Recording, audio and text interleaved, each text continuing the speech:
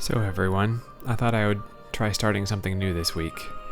I don't know if you want to call this a podcast or a vlog or something like that, but I just thought I'd just share some things I've either done this week that I thought were interesting or share some things that I'm interested in.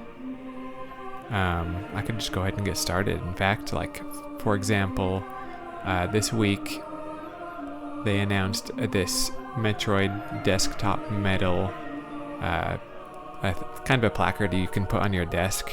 That's what they're calling it, a desktop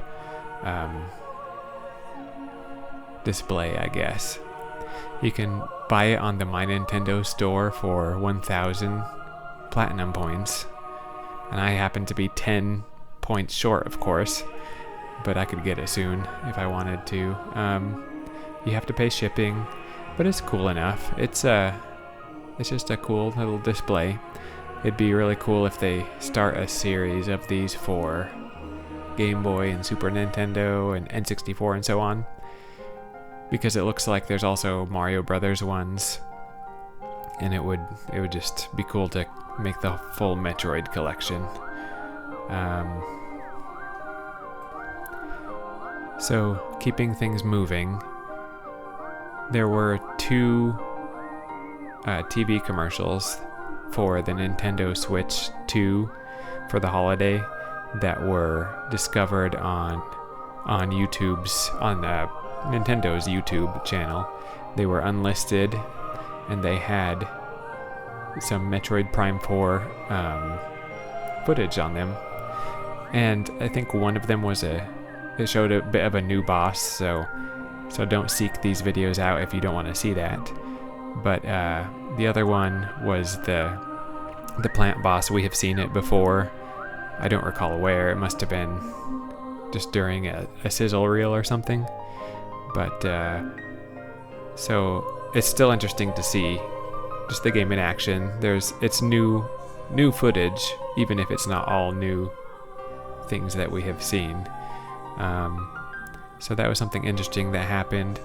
I did watch them briefly. There's not that much to them, and I'm not so concerned about story spoilers. But I wouldn't want to go too far with the gameplay, but it doesn't show a whole lot. It's just, like I said, 2 TV commercials. They're 30 seconds, I think, each, but a lot of it is showing the guy playing the Nintendo Switch 2. It's not simply footage of Metroid Prime 4. It's not an ad for Metroid Prime 4 technically.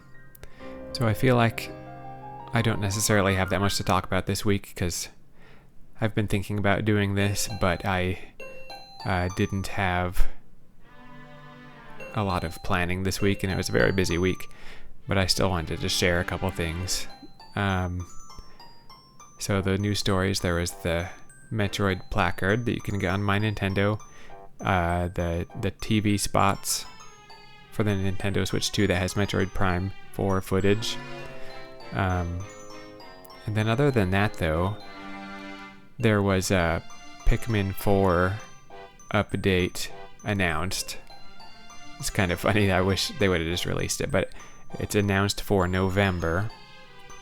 It's going to add a harder difficulty mode and an easier difficulty mode, and decor Pikmin to search for in the environment, and they can join your squad. I don't think it's known yet whether they can die, or if you can pass on the decor to another Pikmin, or how that's going to work. But I probably want to give it a shot with the higher difficulty mode. I don't think the game was very difficult originally, of course, but it's just a fun game though. And so I'll probably check that out, I'm sure. And yeah, we'll see how that goes, and maybe I'll get to play that with my son. That'd be cool too. I think the last thing I'll talk about is just what I've been up to. I don't think I really got to play any games this week, but except for I started a Metroid Prime 2 randomizer. It's the first time I'm doing a randomizer in Prime 2. I've done quite a few in Prime 1, but I know that game so well that it's pretty easy, and I can do some of the exploits to make some of the items easier to get, and so I don't so much get stuck in it. Where in Prime 2, there's a lot more going on. I'm actually kind of surprised. Like, I knew it was a more complex game, but you'd be surprised just how much more complex it is when you do a randomizer. Like, the doors with the ammo system makes it complicated, but then you have the dark and light world. And so if you don't have both beams yet, and you go to the dark world, you might not be able to get back if you don't have the light beam. Or I guess you just wouldn't be able to get into the dark world without the dark beam, right? So you can get stuck in some interesting ways there. So you have to be careful to make sure you've checked everywhere and make sure you have what you're going to need to explore an area.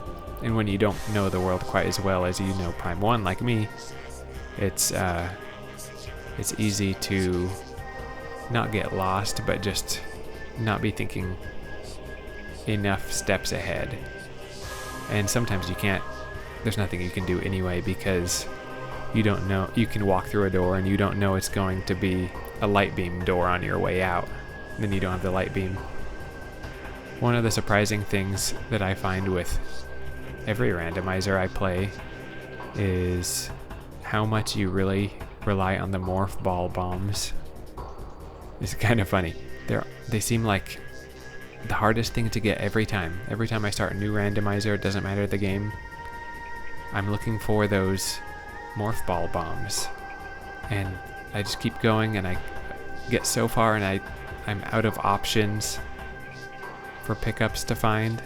They're all marked on the map, and I just can't find the morph ball. If I could get the morph ball bombs, I could do almost everything. And so it's pretty thrilling to find the morph ball bombs, and that's how this run was. I got up to the point where I found them, and I didn't have the light beam to get back to the dark world, and I hadn't thought about that. And then, so I had to restart. And so I was only 40 minutes in or something, so it wasn't terrible, but that's a good chunk of time. So I had to start over, and I did make it past that point. I figured out where the light beam was, thankfully.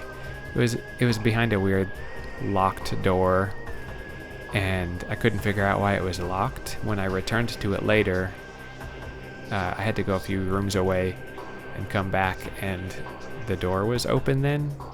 It was pretty strange, but the sequence of events was changed because I had to come in this room that has a couple of cutscenes from a different door, and I think it just kind of messed with that room, I guess. But I'm figuring it out. Again, my first Metroid Prime 2 randomizer, so it's pretty interesting, pretty complicated, but it doesn't seem like it'll be impossible. It's just a much more interesting way to play it. So that's probably it for my week, this week. I think I'll take notes next week, and hopefully I'll be able to share a little bit more. And just, hey, you guys, can you just let me know what you think? I know a lot of people just like to hear opinions and thoughts like this. That's the kind of stuff I like to listen to, and so I'm just trying to make things that I would like to listen to. So let me know in the comments, have you ever done any kind of randomizer? Have you ever done speedruns or any kind of challenge runs in games? Let me know about it. I think it's so fun to watch, even if it's a game I've never even played. It's always very interesting. So yeah, like the video, and I pray that God would bless you, and hope you have a good day.